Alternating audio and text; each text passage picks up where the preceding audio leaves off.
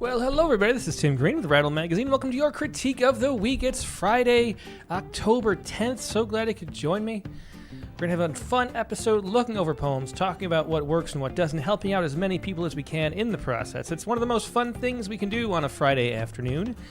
We're joined by a whole bunch of great poets here in the chat windows. Let's see, we've got Dr. Q here, Dee Coleman, Patty Arbor, Phil Hall. Great to see you, Phil.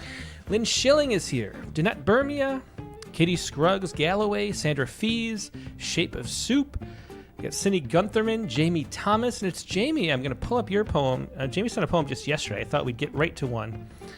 Dick Westheimer's here, Winston Munn, Megan Pasconi, Bryn Pope is here, Rachel Grieve, Tara Meslick McMahon, Morgan Feeney, Haley Ann, Nancy Sabanik, Hammett Malik, great to see you, Hammett. Christiana Nueven is here, Dee Coleman, Desi Cochrane, Shivpreet Singh.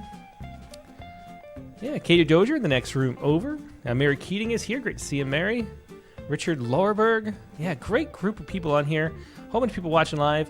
Always a pleasure. Now, what this is, this critique of the week, is that workshop experience that's just so valuable. Letting people hear feedback from actual readers who enjoy poetry on how their poems are actually functioning is just really invaluable. It's hard for me to know with my own poems what people think, because I know all the things that I thought, all the context I think is obvious is not obvious, all the references I don't get, all the lines that sound fine to me but they're really clunky. Maybe. Does that really happen? I don't know. But it's really useful to hear what other people think, and we're just trying to be as helpful as we can. So leave as many comments as you can in the chat windows. Also, check out the Poetry Space, which just dropped over on iTunes or Spotify. That's Katie's show she produces. We talked to Gregory Orr this week about lyric poetry. And is it all lyric? I don't know. Find out over there. But anyway, like I said, we're going to start out with Jamie Thomas, who sent poems just yesterday. I was scrolling through, looking for some familiar faces who are usually participating. If you participate regularly, I'll try to get to you much sooner than waiting in the queue for everybody else, because it's one of your rewards. Also, the poem should be pretty good if we're somebody who participates here. So we're going to take a look first at Jamie's, then we're going to take a look at the oldest poems in the queue. They date back to March right now. So we'll see how much we can get caught up, because we're going to have to start, I think I'm going to have to tone down the promotion of this, because we're up to about 300 submissions in the queue, and that's a little too much. Let me look at the general comments. Jamie left a whole bunch of notes, so we're going to talk about... I'm not going to read the direct comments about the poems first. We'll look at that later. But Jamie says, "This please be as brutal as you are comfortable during this critique. I have incredibly thick skin." That's always great to hear. Great attribute for a poet to have. "And I'm very, very eager to learn. Good feedback is so hard to come by, and I truly don't want anyone to hold back their thoughts. I trust myself as a writer, but not yet as a poet. I'm often asked, why isn't this a short story / nonfiction? And the answer is that my work right now is neither of those things, because I want to be a poet. It's really that simple." Well, that's a really cool thing. I like hearing that, Jamie. And then overall, how does my work size up in terms of what's accepted generally as good poetry? You often talk about the 5% on the Poetry Space, and I'd like an honest assessment of where this work may fall in that range. All right. And then there's comments about the individual poems. We'll skip that just so we aren't biased by what's led in. We're not persuaded to think about anything in particular. Keep the critique a little more pure. And let's take a look at this. I'll zoom in a little bit. And here we go. This is Jamie Thomas's submission. Jamie, of course, a regular here in the chat window from Grove City, Ohio. Here we go. Postcard to a friend who hasn't talked to me since 2002. So right off the bat, this is we're situated with a poem, which is a good thing. Knowing what the context is, even if it's slightly, just some kind of grounding really helps us situate ourselves within the poem and experience it better. So that's a really nice way to start out the opening, the title. Here we go. Postcard to a friend who hasn't talked to me since 2002. And let me, turn up this 1 second. I'll turn this down a little bit more. Okay. "They treated me for bipolar disorder. You wanted to know, or I wanted you to know. Although the doctors later said it was the Apodex P and weed playing off each other to create the clinical impression of a classic manic episode. Mercifully, it hasn't happened again. I still think it was more than that. Hard to believe it's been 20 years since that 4th of July when I read your mind at the Washington Mall, then ran off to watch fireworks alone. Everything was wet from a passing storm. Steam velveted off the nearby monuments. I could tell you thought I was magic. You walked toward me like Christmas morning in summer evening. James, you said, I didn't think we'd ever find each other. Just then, the rocket's red glare right above your head, radiant spokes haloing behind. A singular beaming entrance in a crowd of 500,000. The metallic smell that followed was tangy sugar. I let it happen. I invited gunpowder's sulfuring footprints to slide down our throats. Easy to see how the backdrop, with timing, conspired to manufacture intimacy. Hard not to call it fate when the night kept making its case, coercing the air to explode in support of it. I came to in a hospital bed, shrank back when you touched my hand. I know I hurt your feelings, our chance to stay friends. It hasn't gotten funny yet, how you still looked like Clark Gable, but your Odinic gait was a limp. You'd played basketball in college. My ESP had been synapses, not prophecy, just bad coupling. A psychotic break meets sharp memory, revisioned as revelation, shaped into something holy. I had to. This was way past casual. I was already married. I needed to dress my hungry gray matter wolves in serendipity's clothing. You stopped replying after I underlined phrases at random in a Chicago weekend newspaper. Drew Ganesha in the margins, my way of leaving traceable evidence. My attempt to draw parallels, demonstrate our entanglement, that we were gods together. Wish you were here. That's the first of two poems by Jamie Thomas. Now, I'd say, first of all, that this has interesting content, but what's missing, it's interesting you talk about in the overall structure being more used to writing prose, fiction and nonfiction.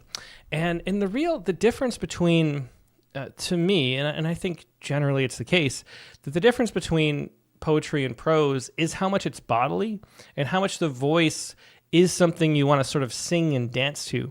And I think that's the one element that's missing. We get a little bit of, there's certain places where we get little runs of that kind of sort of musical beat and energy and feel like it's, there's just a way that rhythms and stuff move when you're lost in thought and you're acting spontaneously and speaking, and there's a natural dance and rhythm to that. And it doesn't feel like it's there in significant portions of this. And yet, the details behind are really interesting. So it's mostly a matter of finding your voice.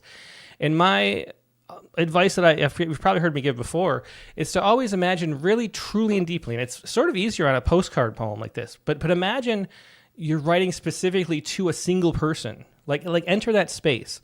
There's the concept, and this is what Rattle was born out of, was the concept of method writing.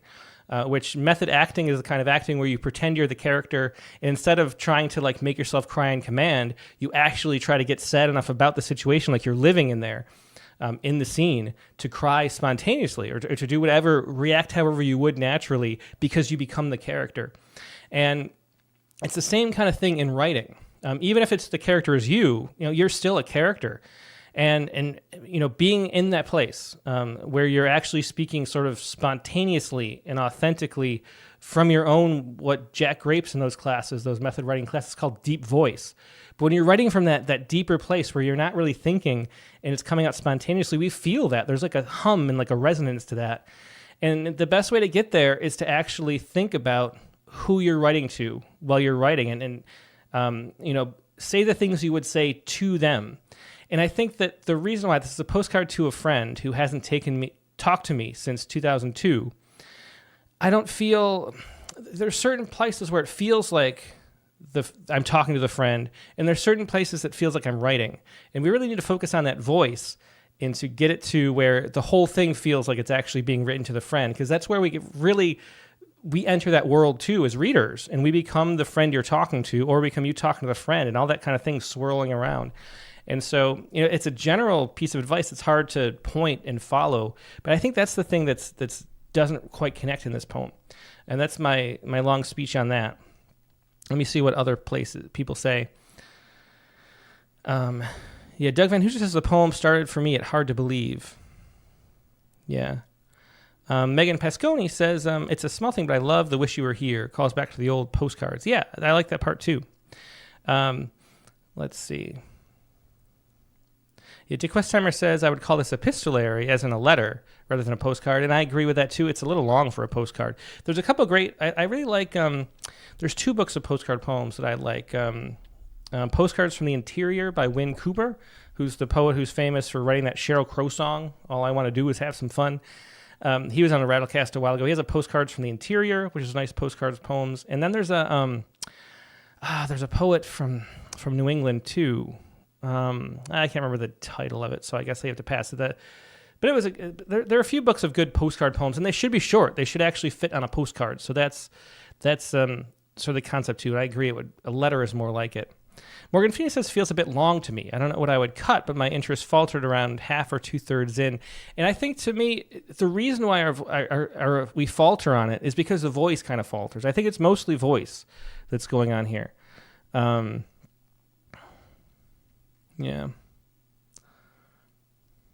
Ryan McCarty says, I feel like there are a bunch of timey phrases. I let it happen, that we were gods together, that are postcards in the middle of a longer story. And that's a question. Yeah, Rachel Grief says this is really interesting, but feels like prose. So let's talk a little bit about, we're going to go through, because I do think that's the main thing. It feels long because it drifts into prose too much. And the difference between prose and poetry is poetry is bodily. It's the dance of language within our bodies, mostly our mouth, but everywhere. And prose is sort of living within the mind's eye. And you know, it's not, you want to lose yourself in prose, but you want to have poetry consume you in your body. And those are really the differences between the two. And I think it would hold our interest more if it had more of that bodily feel to it. So let's read, and we'll pay attention to where we're feeling like it's there and where it's faltering, okay? So postcard to a friend who hasn't talked to me since 2002.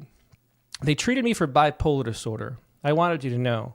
Although the doctors later said it was... So even right here, they treated me for bipolar disorder. That's a fine declarative.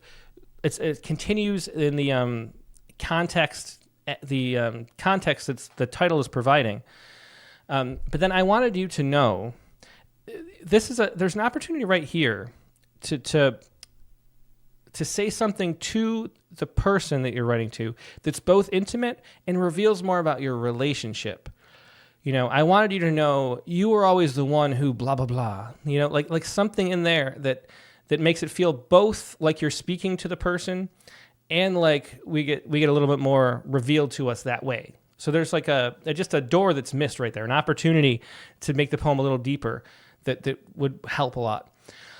Although the doctors later said it was Adipex P and weed playing off each other to create the clinical impression of a classical manic episode. So that's one of those phrases that's, you know, just say it out loud. And maybe, Jamie, reading poems out loud would really help too, where it becomes, you can feel, I think, you know, read other poems out loud, read poems you like out loud, then read your poems out loud. And you can feel where the poem, where the lines get prosy and difficult to say even.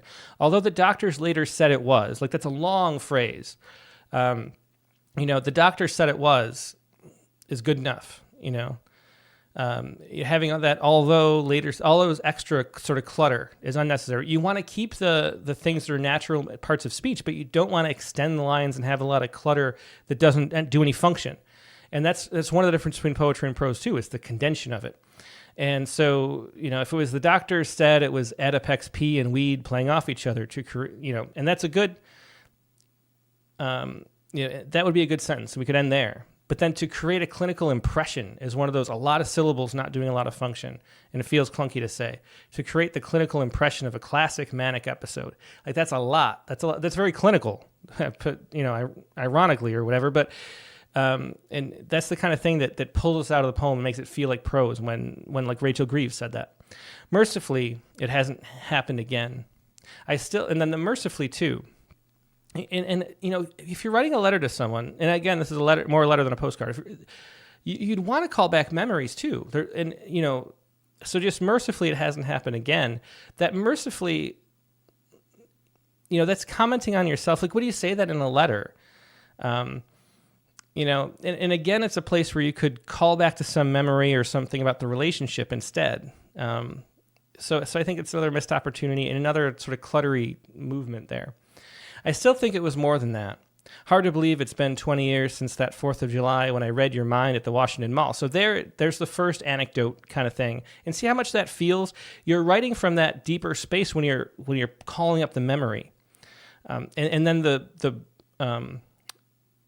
lines, the poetry of it becomes more poetry because you're doing that. Hard to believe it's been, it's not that cluttery clinical impression of classic blah, blah, blah. It's hard to believe it's been 20 years since that 4th of July when I read your mind at the Washington Mall, then ran off to watch fireworks alone. Like how smooth that was delivered, because that's authentic speech. Like that's how we would really say it. And we really say it in smooth ways. We are all like skilled players in the music of language. And so entering that space where you're just telling it, that's where to get to the music of the language. Everything was wet from a passing storm. Steam velveted off the nearby monuments. That's a nice line there. I think somebody pointed it out in the comments. I could tell you thought I was magic. For some reason, this line trips me up, but I'm not sure if it's just me. I keep thinking there's going to be I thought, I guess, instead of you thought. But anyway, I think that might just be a me thing. You walk toward me like Christmas morning and summer evening. James, so see how the poem's coming alive? When you're recalling back this memory that the person you're writing to, the friend, might remember but might not. And so there's an intimacy to that. And this is where the poem's coming to life. I could tell you you thought I was magic. You walked toward me like Christmas morning and summer evening. It's a nice description too. James, you said, I didn't think we'd ever find each other. Just then, the rockets red glared right above your head. And that red glared is a nice verbification of a adjective, I guess. Radiant spokes haloing behind. A singular beaming entrance in a crowd of half a million. Here I was a little bit confused about what that was describing. And it felt a little bit, maybe it was trying to push the poem a little too hard. That this here is a little both unclear and maybe unnecessary too. A metallic smell that followed was tangy sugar. I let it happen. Invited gunpowder's sulfuring footprints to slide down our throats. So again, now we're getting into the description and see how it's that whole clinical language that felt prosy is dropped away. And we're in a free verse where it's rhythmically based and not metered, but it's still poetry. We can feel the dance of these lines now. Easy to see how the backdrop with timing conspired to manufacture intimacy, but then we lose it there. You see the difference between those? Easy to see how the backdrop with timing conspired to manufacture intimacy. Like there's such cluttery and not an authentic way of speaking. Hard not to call it fate when the night kept making its case, coercing the air to explode in support of it. And that's a nice phrase too, the air to explode in support of it. I came to in a hospital bed, shrank back when you touched my hand. I know I hurt your feelings. Am I,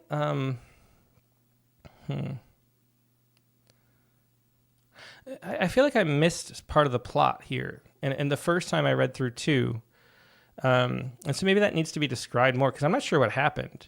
Hard not to call it fate when the night kept making its case, coercing the air to explode in support of it. So I'm not sure, why did we come to? Like, what happened? Was it like a panic attack that happened? I think maybe that needs to be described a little bit so we understand instead of having to make that leap. Shrank back when you touched my hand. I know I hurt your feelings. And then, so I'm thinking it's a panic attack or something, or maybe breathing in too much of the gunpowder. There was a respiratory issue that became an anxiety, or maybe it is just a actual respiratory issue happened, like an emergency. But then I know I hurt your feelings. I don't know how that adds to that. So this is why I'm a little confused. Our chance to stay friends. So maybe, yeah.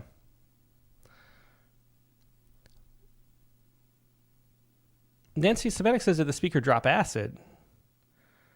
Yeah. Yeah, Brent Pope says the emotional effect is strong. I can feel the person remembers being seen, maybe fleetingly, but seen as something rare, maybe even sacred. Yeah. Megan Pascone says the weed and medicine mentioned earlier. Was this... let me just look up. Yeah. So was it this that happened there? It was Adipex P and weed at the event here, and maybe that's the case. But we need to maybe like point back to that, because I'm just kind of confused to what actually happened. Yeah. Yeah. Okay. Well, anyway, let's keep going. I hurt your feelings. I'm not sure why I hurt your feelings. Our chance to stay close friends. It hasn't gotten funny yet. How you still looked like Clark Gable, but your Odinic gait was a limp. And so someone said, Cindy Guntherman says, what is Odinic? I assume I interpret that as there's a god Odin who is very like strong and large. And so it's a large, strong person, but was limping. That was my interpretation of it. That could be way off. You'd played baseball in college. My ESP had been synapses, not prophecy, just bad coupling, a psychotic break meets sharp memory. And so, again, in the ESP2, and we're getting this, so with the ESP, I'm also confused. So just the details of what happened there, because they're a little bit missing. I'm not sure how to place all this stuff. And then this gets a little bit of the too clinical language, too. My ESP had been synapses, not prophecy, just bad coupling, a psychotic break meets sharp memory, revisioned as revelation shaped into something holy. It's a nice line, revision as revelation shaped into something holy, but we don't really know, it's not clear enough what surrounds it to make it make sense. And so I think there's you can feel the power of the poetry there, the language sort of emerging and saying something interesting. But it's hard to figure out exactly what it's saying, because that whole... why is it ESP, and what's why prophecy? I mean, we understand the psychotic break from the drug mixing, but I don't know. I needed to dress my hungry gray matter wolves in serendipity's clothing. You stopped replying after I underlined phrases at random in a Chicago weekend newspaper. I'm not sure why this is underlined. Drew Ganesha in the margins. My way of leaving traceable evidence. My attempt to draw parallels, demonstrate our entanglement, that we were gods together. Wish you were here. Yeah, so I feel like, too, that the story isn't told completely enough for us to follow. Yeah. Cindy says, but what does the Odin thing mean? I think it's just a description of how tall the person is. Yeah. Okay, and so let's take a look. Jamie's asking if she could explain it or take it all in. Yeah, so this is our initial thoughts on the poem. Feel free to talk about what it's about and answer these questions, Jamie, now that you've had a chance to see what it is we think without just approaching it alone. I'm going to read, because there's notes, too, on this poem. So poem number 1, this is an attempt to distill a tumultuous, exhilarating, life-changing time frame of 2 years into an explanation and an apology at their most fundamental roots. This is my first try at it in poetic form, but full disclosure, I explored this topic in the form of a 113-page novella about 10 years ago. It's complicated. Yeah, and I think that's like what comes across from the poem, is that it's a complicated story and we don't really capture the whole thing. And so how to condense that down? It feels like you're sort of pointing us at certain directions, but we can't be sure that we're like looking at the right thing. It's kind of like if you look off there and say, "Oh, look at that," and I see a tree, I see a sign on the side of the road, I see some bushes, I see a squirrel, I don't know which one you're pointing at. I assume it's the cardinal, but like there's a lot of different options, and so that's kind of what the poem feels like. Like it's sort of gesturing towards something, but we're not quite clear on what. And then, Dick Westerman says, there's the rub. It feels more like an explanation than an experience. Yeah. And so what I would advise, again, is what I said at the start, is imagine this, like write an actual letter to this person and let yourself flow and be free of sort of constraints. Like, what would you actually say? You want to explain, I think, if I understand right, they experienced this sort of mania, this drug-induced mania, and then broke off the relationship because they were too disturbed by that, is how I'm reading that. So what would you actually say to them while retelling the story and sort of letting us in on it at the same time? And Emily Arnold Fernandez says, remember, it doesn't have to be the entire real story. You can use the real story as inspiration, but just take one moment essence aspect of that poem. Yeah. So Jamie says, I wasn't really trying to be an explanation. I've been wrestling with this topic for many years. Yeah, well, that's the thing. I mean, if it's something we're wrestling with, even though, Dick says it's explanation, and it's sort of explanation. It's more like it's such a big topic. Like, it's so big in our heads. There's so much to get our arms around, and we know so much about it already that it's hard to focus closely enough to something. So again, what my advice would be is to really think of it as a letter. And it's a letter that you're actually writing to this person. So you can imagine what you would say to them, how you would say it, all of that we're getting to sit in on and appreciate and learn from too. Okay. So let's see. Okay, let's move on to the other poem, because we've talked about this for a while. Oh, it's already 3:28. Okay, let's take a look at the other poem. And again, Jamie has an extra comment, so we'll explain more later. This one's about the same length. Here, let's take a look. Irregular margins. Let me get this a little larger. Okay, irregular margins. Again, this is Jamie Thomas from Ohio, who is here, so if you have any questions, feel free to ask. Irregular margins. We brought a puzzle to the cabin on a long weekend holiday. Before we passed the first exit, our tween started sighing audibly. I told myself we needed the escape, a break from where we'd been, where we were. I bit my lip the whole drive, sucked in my waistline, hoped you'd eye me as I fine-tuned my profile in case it mattered, or kept you off your phone. We spent most of our time in the basement working that puzzle, watching television, playing darts like someone put money on it. Our kid drifted, an orbiting screensaver. We let him bounce around, relied on safety labels to keep him in bounds. He built the border of the puzzle by himself. We gave each other the look once we noticed 20 years of telepathic blaming. We decided to call it even on that one. You woke me in a panic the day before the last morning. I thought it was over, that this was the moment you'd chosen to break it to me. You were sweating, breathing heavy like I haven't seen you since we met in your 30s, as if I didn't already know her name, hadn't been there deep diving for weeks through her socials. Something's happened, you said. Come with me. I was thrilled in a way. I believe a righteous executioner might be hauling someone half guilty to the gallows. Where to? You headed toward the bathroom. Not the worst place for breakup sex. Not my first choice either.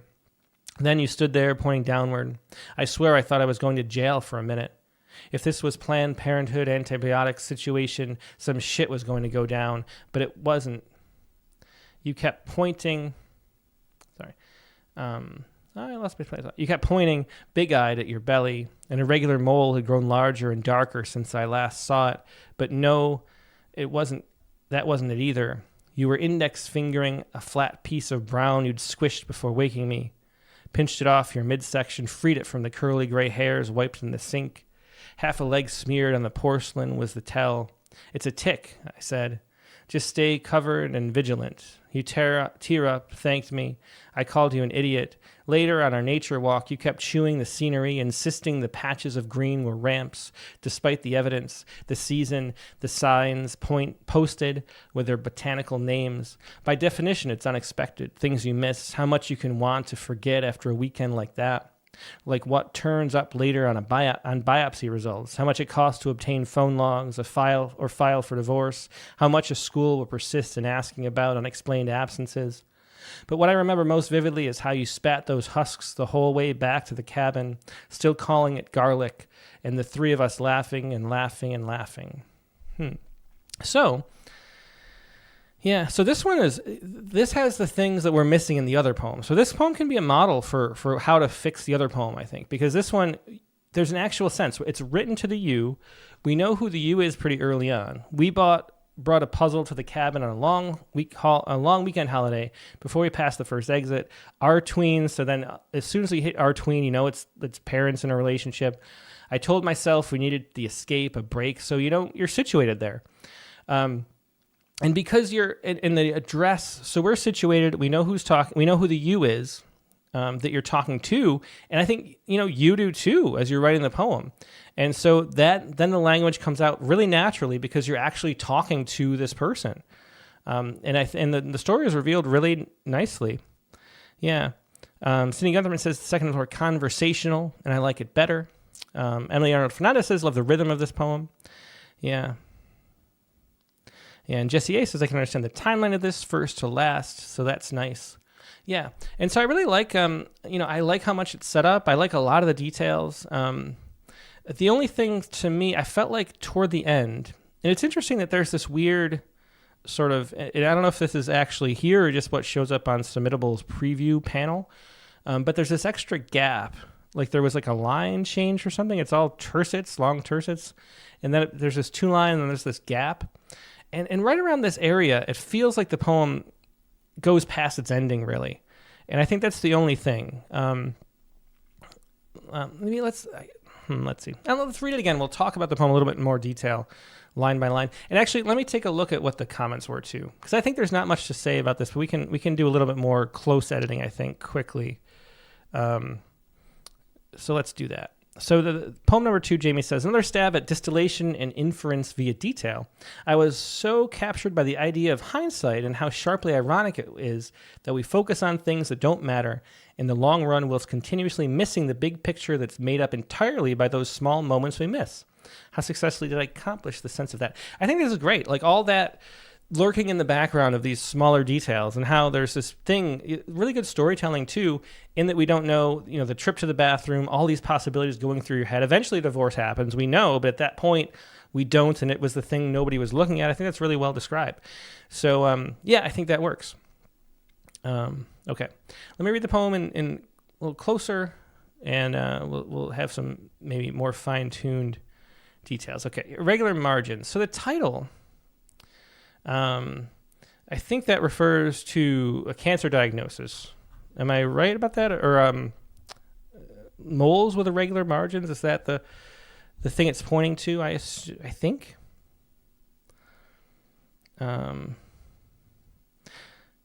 Yeah. Sidney Guntherman, let's see, says, is the inclusion of the kid necessary? To leave him out would shorten the poem if you wanted to.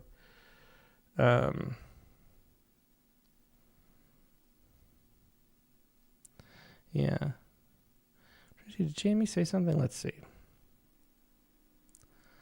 Yeah, Jamie says it's intentional. Skip of the third line in that one to represent the things we miss. Okay, well, we'll read it again. I guess that is intentional. I think it's a little too, that's such a storytelling type poem that kind of play is either distracting if anybody notices or easy to miss. And so often, too, people just assume something like that is just a typo or a mistake, like I just did. So that's something I probably avoid, But anyway, let's read through line by line here. Irregular margins. We brought a puzzle to the cabin on a long weekend holiday. Before we passed the first exit, our tween started sighing audibly. See, there's really nice descriptions already, and I think that having the tween there is important for a few reasons. It raises the stakes, because it is. Everything's so much more important and complicated when you have kids involved too, obviously. But also, it allows for some of the humorous aspects of it too, and the sighing audibly that early is kind of funny. I told myself we needed the escape, a break from where we'd been, where we were. I bit my lip the whole drive, sucked in my waistline, hoped you'd eye me as I fine-tuned my profile in case it mattered, or kept you off your phone. We spent most of our time in the basement working that puzzle, watching television, playing darts like someone to put money on it. So great details, like just enough that we're interested, enough detail that we're engaged, but not too much that we don't care anymore. So it's a really nice level of detail there, I'd say. Watching television, playing darts, like someone put money on it. Our kid drifted an orbiting screensaver. I like that. That's a great line. We let him bounce around, relied on safety labels to keep him in bounds. He built the border of the puzzle by himself. So I guess great details. I would keep that for sure. I wouldn't cut the kid. We give each other the look once we noticed. 20 years of telepathic blaming. We decided to call it even on that one. And I kind of like that it's not really explained why they're giving each other the look. I think that's a nice detail, actually. A rare case of withholding the information is actually nice because in a way it doesn't matter, It's just the way you're interacting. You woke me in a panic the day before the last morning. I thought it was over, that this was the moment you'd chosen to break it to me. You were sweating and breathing heavy like I haven't seen you since we met in your 30s. I think that felt a little over the top, a little too hyperbolic for me. Not having breathed heavy like that in that long. I don't know. Maybe it's accurate, but it feels a little too much. As if I didn't already know her name, hadn't been there deep diving for weeks through her socials. Something's happened, you said. Come with me. So this is really great storytelling tension. Like that we don't know, but we know enough of the situation that we're really engaged with it. It's how the entire mystery novel genre functions, I was thrilled in a way I believed a righteous executioner might be hauling someone half guilty to the gallows, and a great description there. So we're really, with the great descriptions, we're really on board with the scene and playing out. We really want to know what's going to happen. Where to, and we know so much about the relationship and the marriage too, by the details that we're swirling around it. So this is really nicely done. You headed toward the bathroom, not the worst place for breakup sex, but not my first choice either. And then you stood there pointing downward. I swear I thought I was going to jail for a minute. If this was a Planned Parenthood antibiotic situation, some shit was going to go down, but it wasn't. You kept pointing. I think too, because of the subtle humor in other places with the kid, it allows this to be humorous, and the dark humor to be sort of free to know you're allowed to feel that way, maybe. But that's the part that's added too. You kept pointing, big-eyed at your belly, and a regular mole had grown larger and darker since I last saw it. But no, it wasn't that either.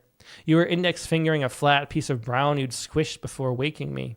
I pinched it off your midsection, freed it from the curly gray hairs, wiped it on the sink. Half a leg smeared on the porcelain was the tell. It's a tick, I said. Just stay covered and vigilant. You tear up, thanked me. I called you an idiot. Later on, and this is where I think the poem goes on too far. I think maybe we could... Oops, sorry. I think maybe we could jump from I called you an idiot, cut a lot of this, and just sort of get down to the end. I wonder if you just say, I called you an idiot. What I remember most vividly is how you spat those husks, and maybe we have to change it a little bit, but just jumping to this end. Because instead it's later on, and this feels like past the ending and extraneous, whatever. It feels like more explication than we need. Later on our nature walk, you kept chewing the scenery, insisting the patches of green were ramps despite the evidence, the season, the signs posted with their botanical names. By definition, it's unexpected, things you miss, how much you can want to forget after a weekend like that. Like what turns up later on biopsy results, how much it costs to obtain phone logs or file for divorce. Because see, we already know this happens. By calling the poem Irregular Margins, we know that there's something more serious there. We know that the divorce is coming, even though the people in the poem don't already. We know about the affair, and we know that there's something like phone logs. So it's really not adding anything. It's more summarizing what we already know, like not trusting us to understand the situation. But I think we do. How much a school will persist in asking about unexplained absences. In this list, too, is getting a little bit, you can feel the difference in register that's not that deep voice. That's the storytelling spontaneously that has that beat and rhythm and music to it. It's more clinical again and more prosy. And it's because it's doing that summarizing tone. It's actually it's a different place in your brain that you're writing from in these points than when you're just trying to tell a story to an actual person. And we can feel it and sense it there. And so how much a school will persist in asking about. Remember I was talking about that huge clutter of phrases? That's one of those things. How much a school will persist in asking about. Like that's not poetry, that's prose.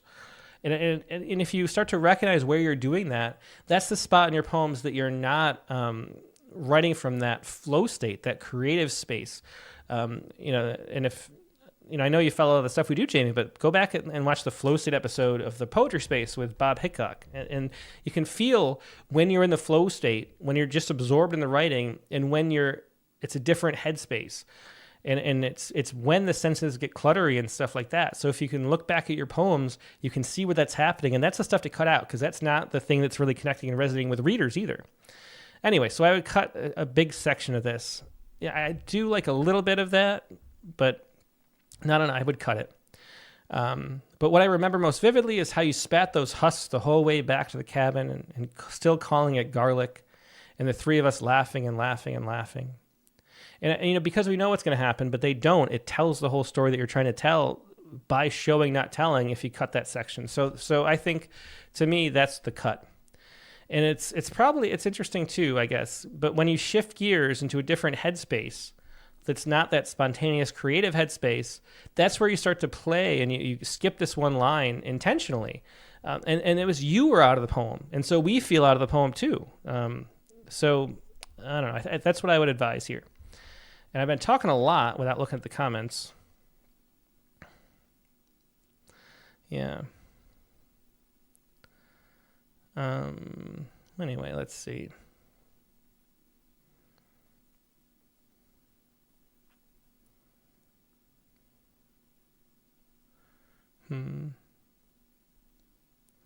Yeah.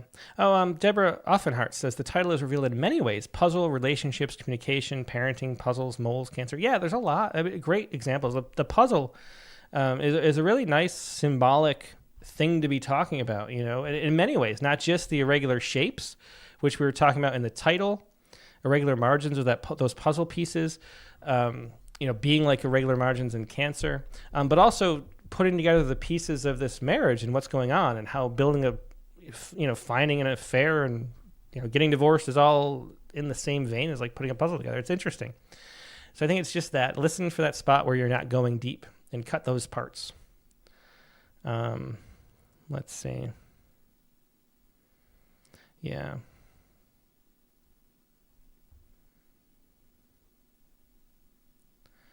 Yeah, Centerpiece is really like the ending. Let's see. So Sandra Fee says, so often I'm so in love with some part of a poem that everyone else says needs to go.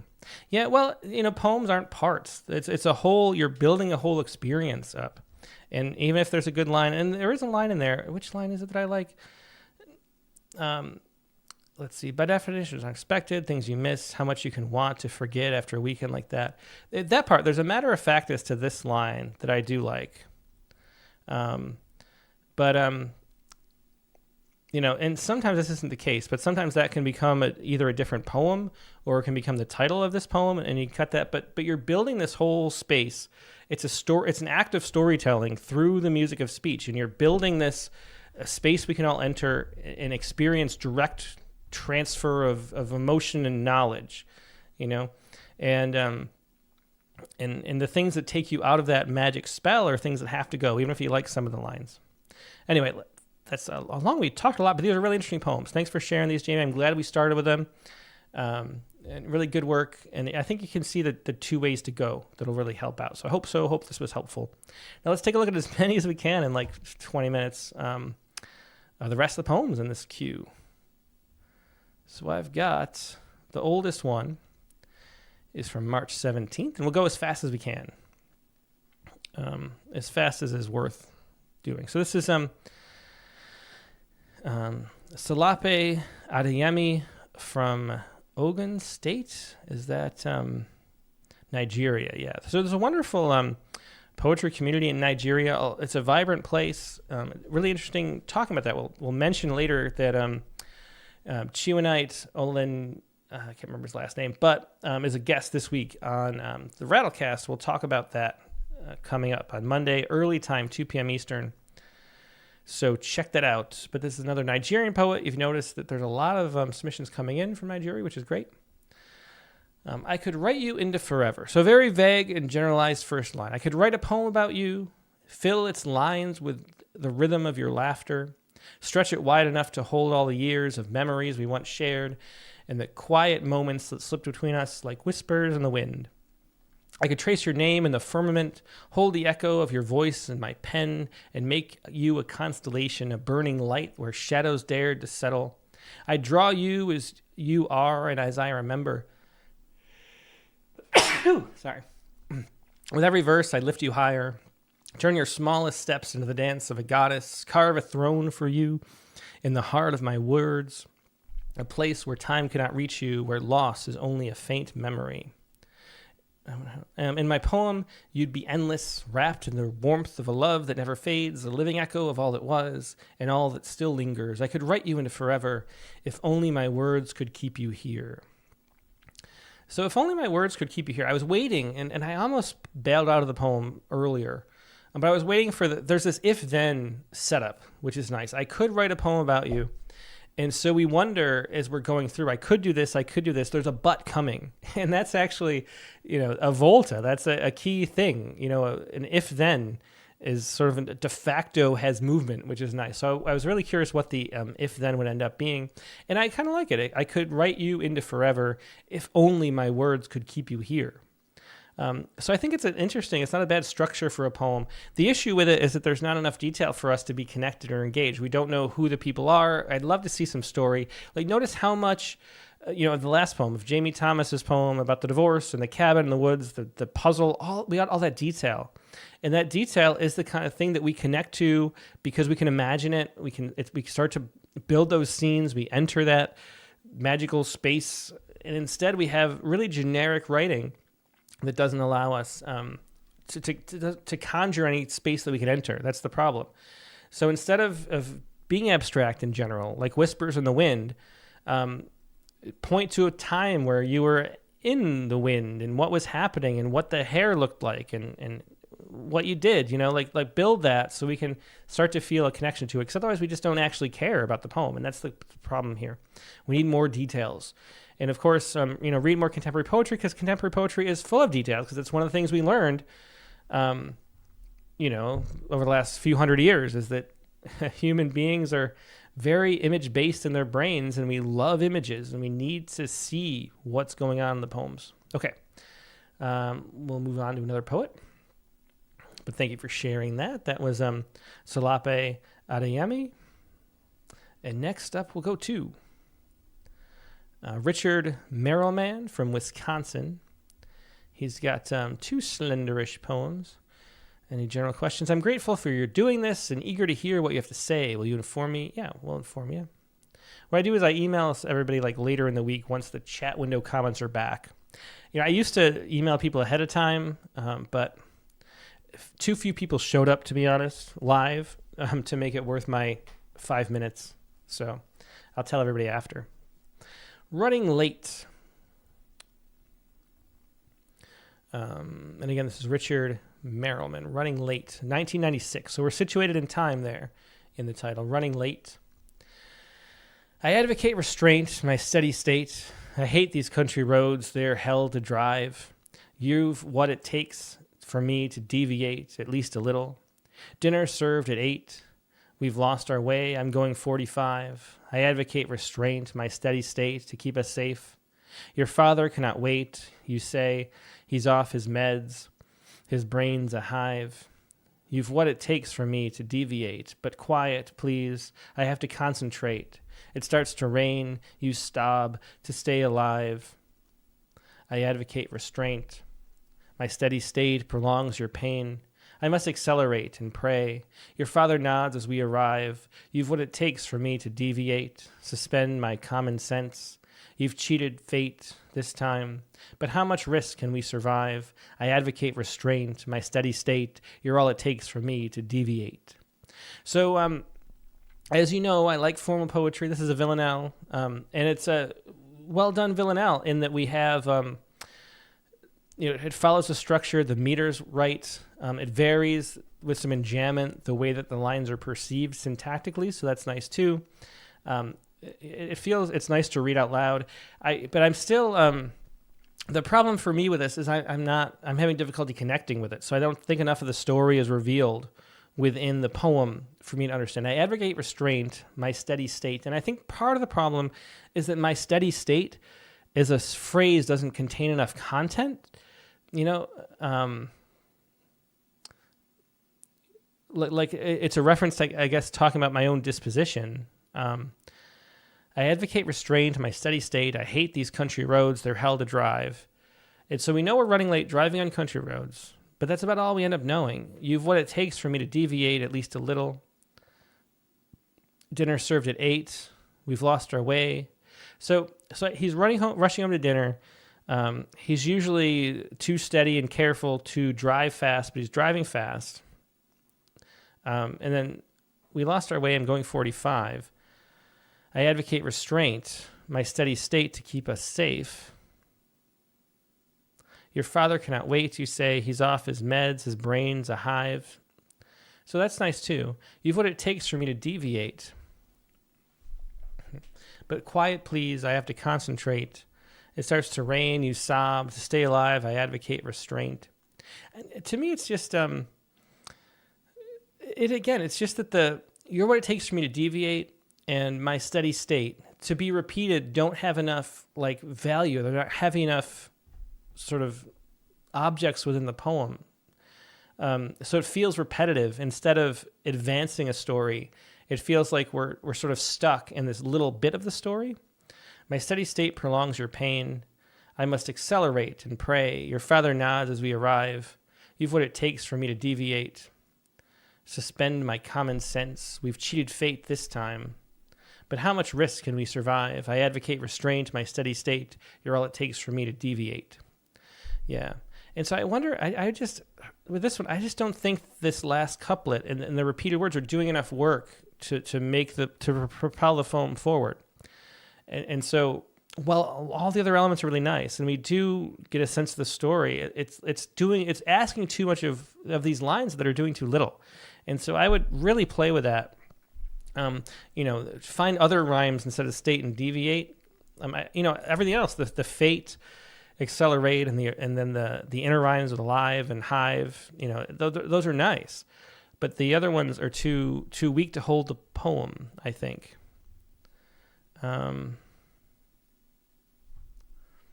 Yeah. That's the thing. Yeah, Centrifuge puts it this way. If the repeated words had some emotional heft or were images, they would resonate so much more in a good way. Exactly, yeah. So figuring out, yeah. Yeah. And agree. So Chelsea McClellan says, agree with the feeling stuck. To be fair, not getting stuck within a villanelle is tricky. Most are. Yeah, that's the hard part. And Chelsea's great at villanelles, so.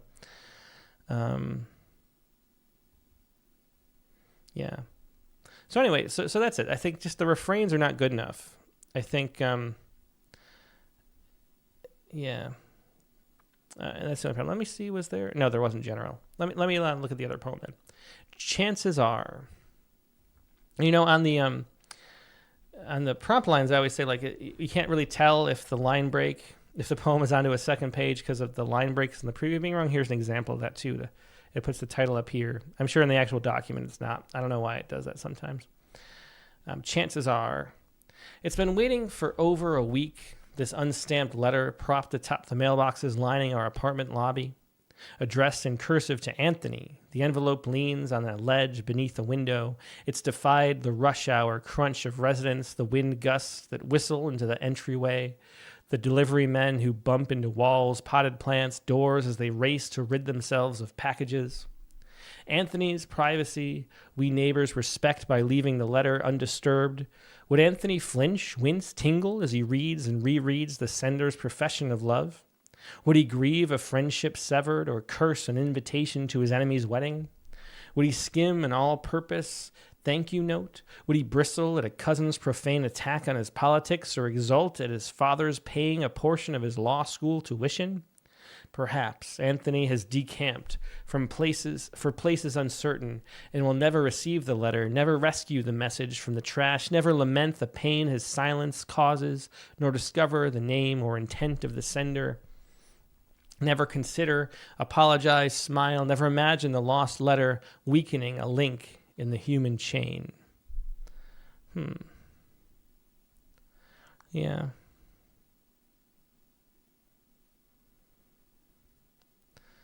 Yeah.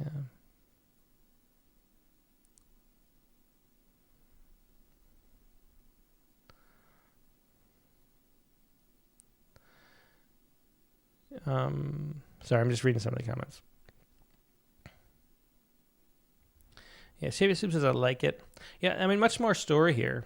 Chances are the title leaves some to be desired. I think we could make the title more interesting and sort of connect a little bit more. But there is, as Dennett Burmy says, better detail in this one. It's been waiting for a week, this unstamped letter propped atop the mailboxes lining our apartment lobby.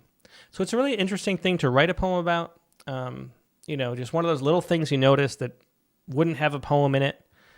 And, there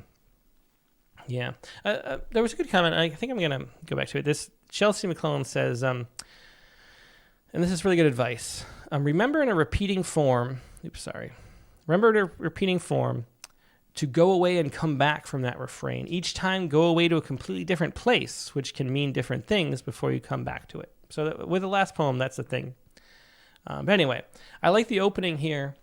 It's been waiting for over a week, this unstamped letter propped atop the mailboxes lining our apartment lobby. So we know what the poem's about right away. Addressed in cursive to Anthony, the envelope leans on a ledge beneath the window. It's defied the rush hour crunch of residents, the wind gusts that whistle into the entryway, the delivery men who bump into walls, potted plants, doors, as they race to rid themselves of packages. So really great descriptions, a lot of detail. We get the sense of why this letter caught your attention. And Anthony's privacy, we neighbors respect by leaving the letter undisturbed. That's a little bit awkward, and I think the way, normally you would just say we respect, we neighbors respect Anthony's privacy by leaving the letter undisturbed. So putting Anthony first felt a little stilted in a way that took me off a little bit. Would Anthony Flint's winch tingle as he reads and rereads the sender's profession of love? Would he grieve a friendship severed or curse an invitation to his enemy's wedding? So as much as I love the setup, I don't feel like the second stanza lives up to it. As far as that, the list isn't as interesting as it could be. Flinch, wince, tingle, as he reads and rereads the sender's profession of love. Would he grieve a friendship severed or curse an invitation to his enemy's wedding? Wouldn't he skim an all-purpose thank you note? Would he bristle at a cousin's profane attack on his politics or exult his father's paying a portion of his law school tuition? So it gets in the same way those first poems by Jamie Thomas had these little sections where they built up into prose and got kind of clunky. That's happening here too. I think focusing on making that a really interesting list that's told really concisely and tightly is the key to making this poem better, I think. Perhaps Anthony is decamped for places uncertain and will never receive the letter. Never rescue the message from the trash, never lament the pain his silence causes, nor discover the name or intent of the sender. And so it's interesting. It's always so interesting for me to watch poems because you can feel that deep voice, that flow state, whatever you want to call it. We lost it a little bit. We got kind of clunky. It kept clunky. Perhaps Anthony has decamped for places uncertain and will never receive the letter. So again, like this part is still in that clunky voice that, for another way to phrase it, it's the left brain writing this poem instead of the right. And then once we get into this list where we start, listing what's not going to happen, the rhythm picks up and then it becomes the left or the right hemisphere, the master instead of the emissary. The flow state gets picked up again because the music rescues it out of that self-conscious consciousness, that willful will that's imposing, the writer imposing themselves on the poem. So if you read enough, you can just hear where it's happening and where it's not, which is just always fascinating to me, but that's the case. From the trash, never lament the pain his silence causes, nor discover the name. And once we do that, start to get little internal rhymes like pain and name, or intent of the sender, and they're not clunky and, anyway. Lament the pain his silence causes, nor discover the name, or intent of the sender, never reconsider, apologize, smile, never imagine the lost letter weakening, a link in the human chain. Yeah. I'm not sure about the ending either. Let's see. Morgan Phoenix says, I think almost just delete the second stanza, leave all the possibilities unsaid and focus on the letter in the end. Yeah, that might be. Yeah. Shape of Soup says it's a little stiff. Yeah. It reminds me of, let's try the difference. So we have a similar situation in this poem by Eric Campbell, where he notices something. And let's see how the movement in the poem, we'll take a quick look at this, and we'll see how the movement of the poem works as opposed to what's going on here. So this is The Man Kissed the Letter. This is by Eric Campbell. And this was, Eric Campbell's become a friend of mine, but he sent this, I had no idea who he was, in 2004. He was living in the jungles of Papua, Indonesia. Can I get this all on one screen better? and sent this because it postage to get to a post office was so rare. He sent this huge packet, and we were like, no, only send 5 poems at a time at that point. And he sent like a dozen or something. And but I read the first one, and I couldn't stop reading them. They were all so good, and it's the most poems we've published in a packet ever, I believe. And so that was, I don't think that was 2018. It was 2004, but I reposted it then from issue number 22. So this is The Man Kissed the Letter. It's a similar kind of thing. We're looking at a letter, observing what happens, and we'll see how this poem turns into a poem by having a sense of movement and building on the mystery of what's going on. That's what we're going to focus on here. Not the language, not the line breaks, not anything like that, but just the actual plot of the poem, okay? Because it's a similar kind of setup. The man kissed the letter. The man kissed the letter slowly before dropping it in the mailbox. I felt awkward dropping my gas bill in after this. Even my pocket of poems couldn't help whittled down to imprecise love letters, photocopied for any and all comers. And I felt suddenly shameless as a man in a bar teaching a pretty woman to shoot pool. This is nothing new to you. You've seen the man kissing the letter. Perchance you've been the man in the bar. As for me, any more I'll take any scrap of shame that the Greeks left us. So that's a funny poem. And what happens here that makes the poem work, which is missing in the other, is the turn to the self, the turn of the I. So instead of imagining what the letter could be, it turns to how I feel observing this.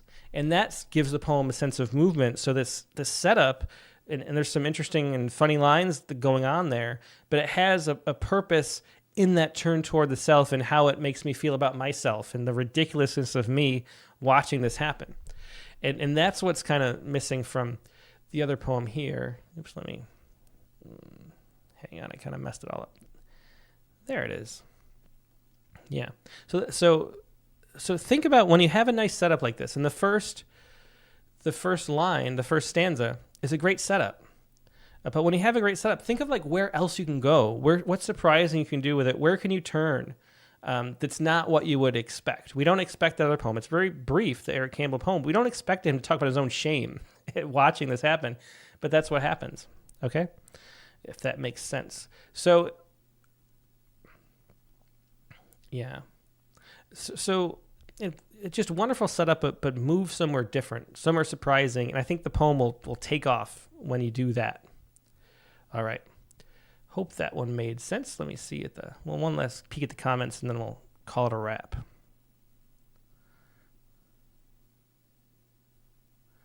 Yeah.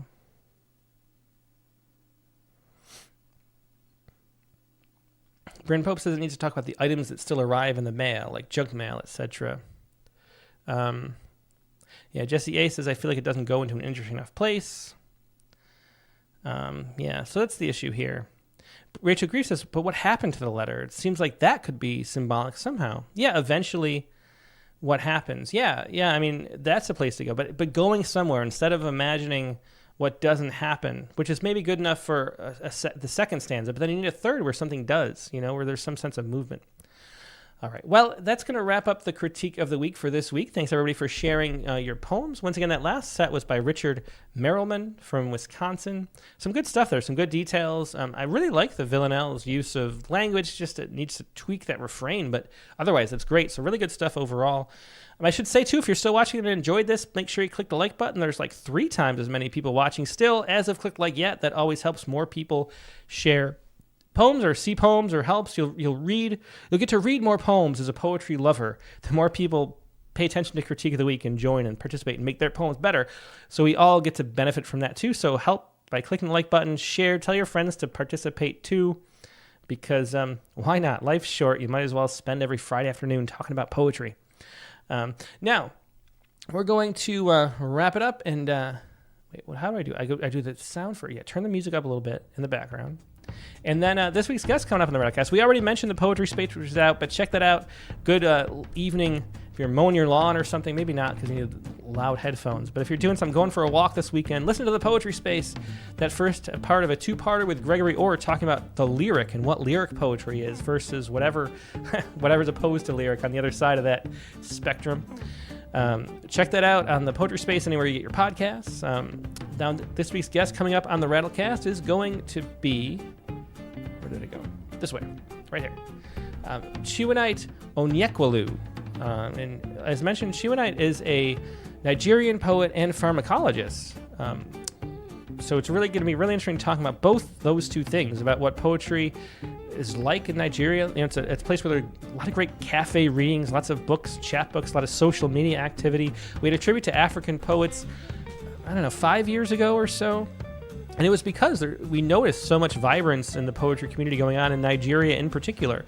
And so, really looking forward to talking to Chiwonite about that. Also, how pharmacology relates to poetry, why poetry, all those great questions, and looking at his book, Exiled, which came out last year. He's been in 2 issues of Rattle, the Food Poems issue and the Guzzles issue. So, looking forward to this episode. Now, the prompt for this week. Oh, and the whole point of talking about him being in Nigeria is because the show is early, I should say, 2 p.m. Eastern, not the usual 8. We got to make it so he can, be here and not be up too late.